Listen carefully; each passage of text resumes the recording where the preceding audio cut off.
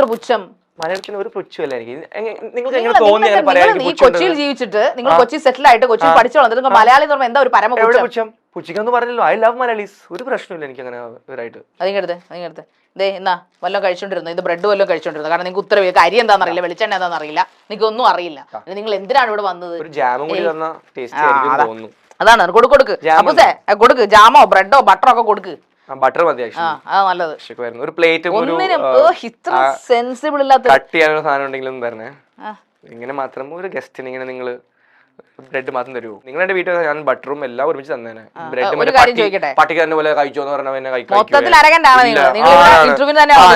Sweet ആണല്ലോ അതിന്. ഈ ബ്രെഡ് പോലെ ഞാൻ കാര്യങ്ങളാണ് ചോദിക്കുന്നത്.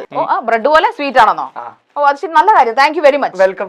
ഓക്കെ, ഞാൻ വേറൊരു കാര്യം കൂടെ ചോദിക്കട്ടെ. ഇനി അതിന് മറുപടി ഉണ്ടാവും എനിക്ക് അറിയില്ല, എങ്കിൽ ഞാൻ ചോദിച്ചോളൂ. നിങ്ങൾ ഒരു ഇന്റർവ്യൂവിൽ പറയുന്നു ലിവിംഗ് ടുഗദർ കൊള്ളാം, അല്ലെങ്കിൽ റിലേഷൻഷിപ്പ് ലിവിംഗ് ടുഗദർ നല്ലതാണ്, കല്യാണം കഴിക്കുന്നതിന് മുമ്പ് 3 മാസം ഒരു പെൺകുട്ടിയെ കൂട്ടത്തിൽ താമസിപ്പിച്ച് നോക്കണം എന്നൊക്കെ പറഞ്ഞു. ഇതെന്താ വല്ല വണ്ടി? ഫിയാൻസി ആണെങ്കിൽ വിവാഹം കഴിഞ്ഞിട്ടില്ലല്ലോ. ഫിയാൻസി ആണെങ്കിലും വിവാഹം മാരേജ് കഴിഞ്ഞിട്ടില്ലോ. അല്ല ഇതെന്നാ ട്രെയിനിങ്? ഞാൻ ചോദിക്കട്ടെ, ഒരു ജോലിക്ക് നമ്മൾ ജോയിൻ ചെയ്യുമ്പോൾ ട്രെയിനിങ് ഉണ്ട്, ഒരു മാസം എവിടെ കോൺസ്റ്റിറ്റ്യൂഷൻ? ലിവിംഗ് ടുഗദർ ലീഗൽ ആണ്. Living together legal. Okay, living together legal ആണെങ്കിൽ എനിക്കറിയാം.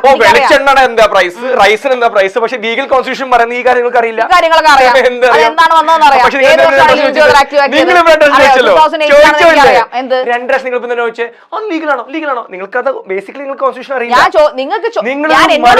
ഞാൻ ചോദിക്കട്ടെ, നിങ്ങളൊരു ആക്ടർ ആണ്, നിങ്ങൾ ഇവിടുത്തെ ഗസ്റ്റ് ആണ്, അപ്പൊ നിങ്ങൾ ചോദ്യങ്ങൾക്ക് ആൻസർ ഒരു ആൻസർ എങ്കിലും തന്നുള്ളൂ. ഏതെങ്കിലും ഒരു ചോദ്യം നിങ്ങൾ ആൻസർ തന്നോ? ഞാൻ ചോദ്യങ്ങൾ ചോദിക്കുമ്പോൾ നിങ്ങൾ അതിനെ ഡിഫെൻഡ് ചെയ്യുവാണ്. ഇത്ര പേടിത്തുറിയാണോ നിങ്ങള്? ട്രയൽ എടുത്തിട്ട് ഹലോ ഇന്ത്യ അറിയില്ല. ഇങ്ങോട്ട് നോക്കൂ, മുഖത്ത് നോക്കി സംസാരിക്കും. ഓ വിശപ്പാണോ? ഇതെന്നെ തീറ്റ മത്സരമാണോ ഇത്?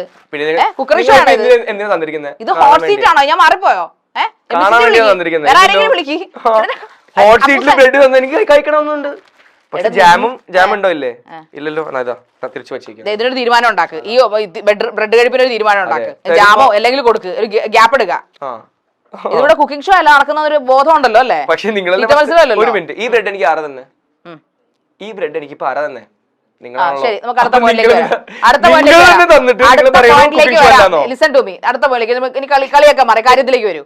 ഈ വിവാഹ ജീവിതം ട്രയൽ എടുത്തിട്ട് ചെയ്യണമെന്ന് പറയുന്നത് എന്തുകൊണ്ടാണ്? നിങ്ങൾ വിവാഹ ജീവിതം മാരേജ് ലൈഫ് ഒരു ട്രയൽ ആവാം. അതിൽ 3 months കല്യാണം കഴിക്കാൻ പോകുന്ന പെൺകുട്ടിയുമായിട്ട് താമസിച്ചതിന് ശേഷം വിവാഹം കഴിക്കണം എന്ന്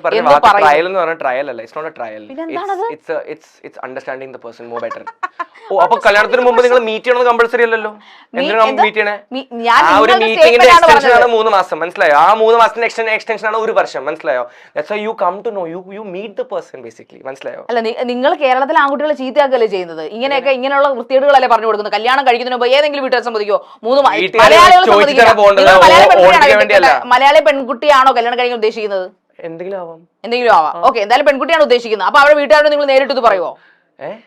നിങ്ങൾ നേരിട്ട് പറയുമോ അവരുടെ പാരന്റ്സിനോട്? ഇപ്പൊ നിങ്ങൾ കല്യാണ പെണ്ണ് കാണാൻ ചെന്നു, അല്ലെങ്കിൽ എനിക്ക് ഞങ്ങളുടെ മോള് ഭയങ്കര ഇഷ്ടമാണ്, നമുക്ക് കല്യാണം കഴിക്കണമെന്നുണ്ട്. പക്ഷെ ഒരു 3-4 മാസം എനിക്ക് I want to spend time with her and I want to get to know your daughter more. Okay, അപ്പൊ എന്താ നിങ്ങൾ പ്രതീക്ഷിക്കുന്ന തിരിച്ചു മറുപടി? ചിലപ്പോ പോടാന്ന്, അപ്പൊ ഞാൻ പോവും.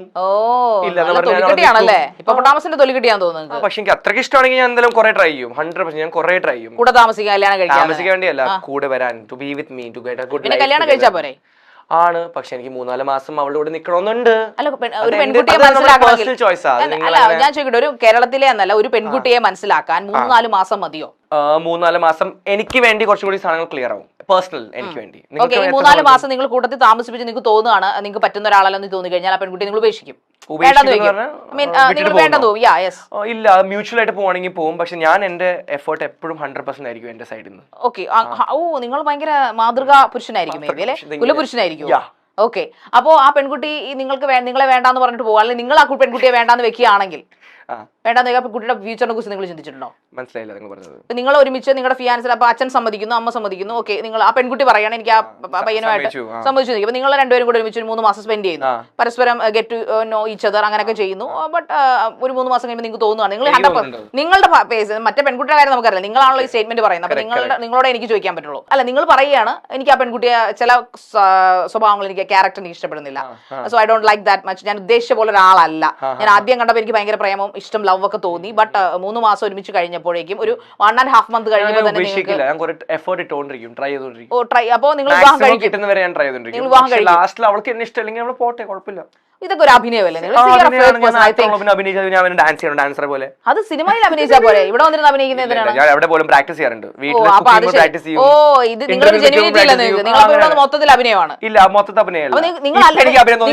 യഥാർത്ഥത്തിലുള്ള ആരിനെ കണ്ടെത്തണമെങ്കിൽ എവിടെ വരണം? വീട്ടിൽ വരണോ? അല്ല, വീട്ടിൽ വരേണ്ട ആവശ്യമൊന്നുമില്ല. എന്റെ വീട്ടിൽ എന്തായാലും വരണ്ട. പിന്നെ വീട്ടിൽ പോയിക്കോ. അല്ല, നിങ്ങൾ അല്ല, ഓക്കെ, എവിടെ നിന്നാ നിങ്ങൾ യഥാർത്ഥ ആരിനെ കാണാൻ പറ്റും? അത് ഞാൻ പറയില്ല, സീക്രട്ടാ.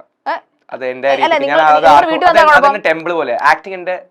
നിങ്ങൾ വീട്ടിൽ വന്നാണ് എന്താണ് കുഴപ്പം? ഇപ്പോൾ നിങ്ങളെ അറിയാൻ വേണ്ടി എന്റെ വീട്ടിൽ ഇപ്പൊ നിങ്ങൾ വരേണ്ട ആവശ്യം. നിങ്ങളുടെ വീട്ടിലോട്ട് ആൾക്കാരെ കേട്ടില്ലേ? ഇല്ല, കേറ്റും. പിന്നെന്താ? അറിയാത്ത ഫസ്റ്റ് ടൈം ഒരു പ്രാവശ്യം മാത്രം മീറ്റ് ചെയ്ത ആൾക്കാർ കേട്ടില്ല.